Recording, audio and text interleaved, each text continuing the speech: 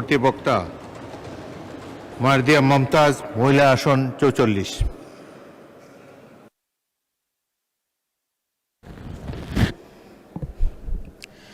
আপনার সময় 5 মিনিট।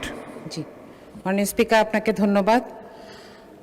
আজকে এমন একটি বিষয় আমরা কথা বলতে দাঁড়িয়েছি যেটি একই সাথে বাংলাদেশের অর্থনীতি এবং কোটি কোটি মানুষের স্বার্থের সাথে জড়িত। ইসলামী ব্যাংক বাংলাদেশে একটি আস্থার প্রতীক।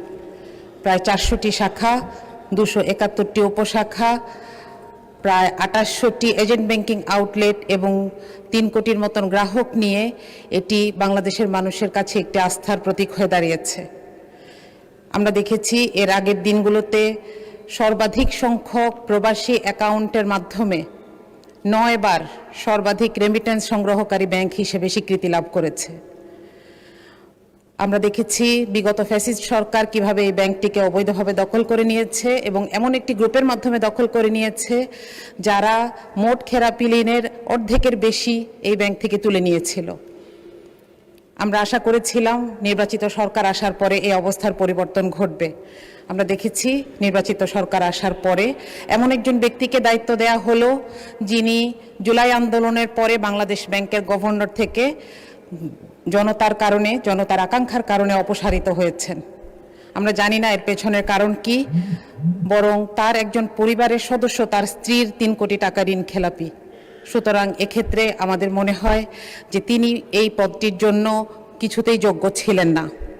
এর প্রভাব যেটা পড়েছে সেটা 4 জুনের বিজনেস স্ট্যান্ডার্ড থেকে আমরা দেখি 7 দিনে 4200 কোটি টাকা এখান থেকে তুলে নেওয়া যাওয়া হয়েছে। গ্রাহকরা আস্থা হারিয়ে ফেলছেন।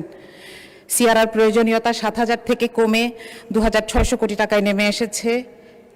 এই বিপুল ঐশ্বর্যময় ব্যাংকটি অবশেষে বাংলাদেশ ব্যাংকের কাছে 10,000 কোটি টাকার তারল্য সাহায্য প্রার্থনা করেছে, যেটি একই সাথে দেশের অর্থনীতির এবং ব্যাংকের জন্য চরম অবমাননাকর। মাননীয় স্পিকার, ইসলামী ব্যাংক বিষয়ে ক্ষমতা, জনআস্থা, স্বচ্ছতা এবং জবাবদিহিতা এই 4টি বিষয় জড়িত।